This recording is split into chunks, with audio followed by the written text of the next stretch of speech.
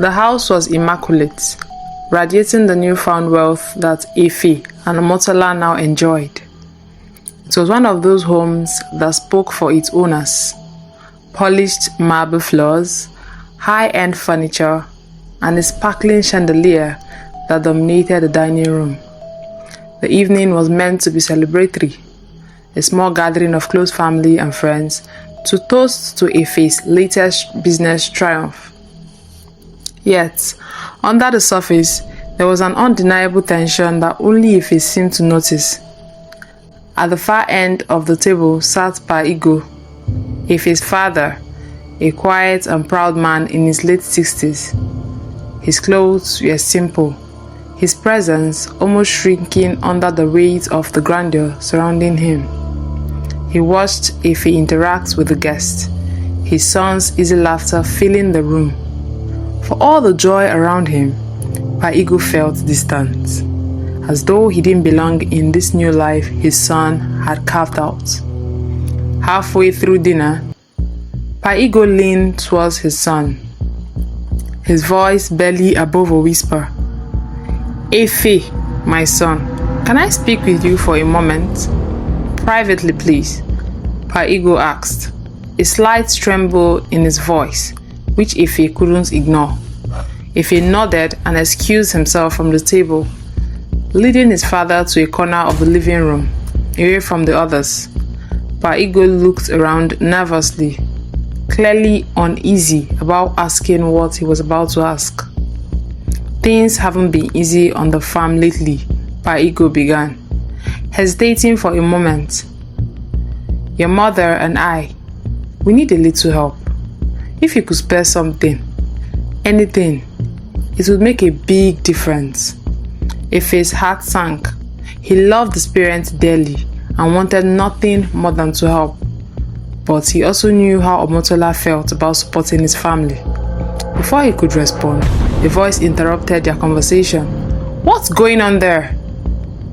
Omotola's voice was smooth, yet her presence was commanding.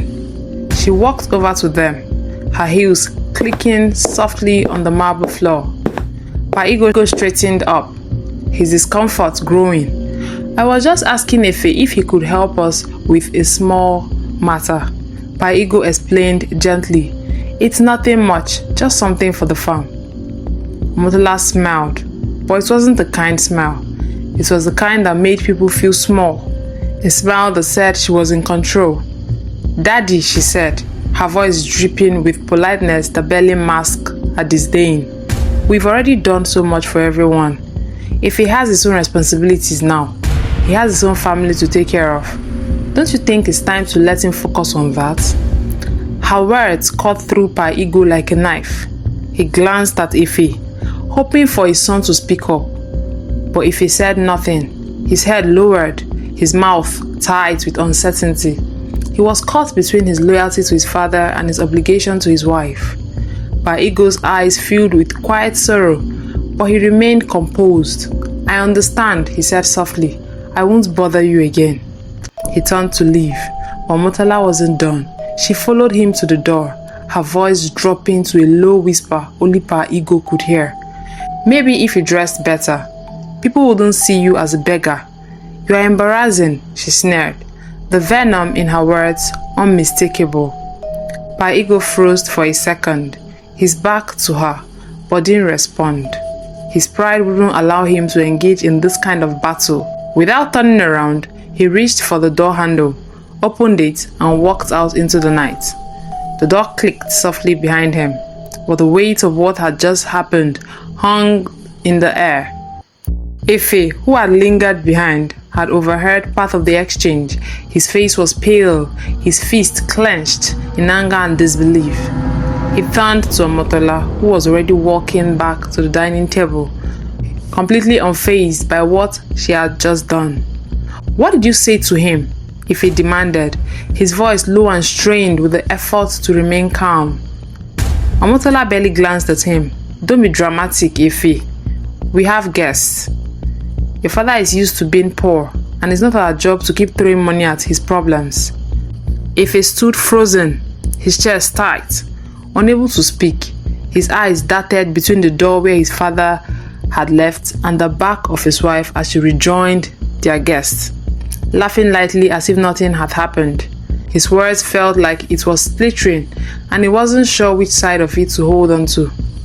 The evening continued, the clicking of glasses and murmur conversations filling the room, but if his mind was elsewhere. He was torn between standing up to his wife and keeping the peace in front of the people gathered in their home. The tension grew in his chest, and the thought of his father's quiet, sorrowful exit played over and over in his mind. As Omotola laughed and chatted with the guests, Efe remained rooted to the spot, a storm brewing inside him. He was left with an agonizing choice: confront his wife and risk tearing his marriage apart, or stay silent and continue to let her drive a wedge between him and his family.